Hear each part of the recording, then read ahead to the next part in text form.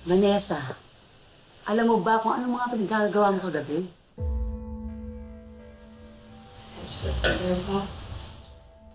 Ang alak, ilagay sa tiyan.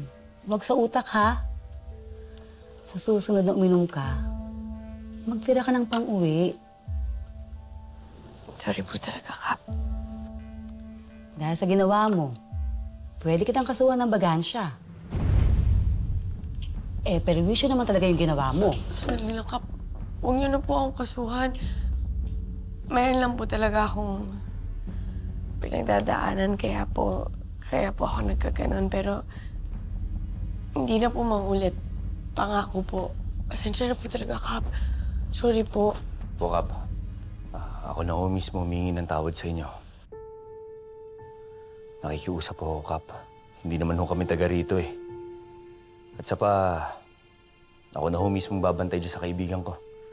Hindi ko hayaan na uminom pa yan ng alak ulit. Okay, sige. Pasalamat kayo, mga kaibigan kayo ni Mayor.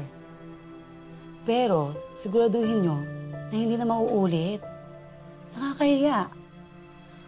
Huwag yung abusuhin ang kabaitan ni Mayor. Pinatira na nga kayo sa rest house niya, tapos ganito pa yung gagawin nyo?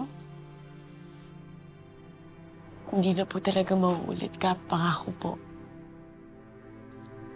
Sige, asahan ko yan.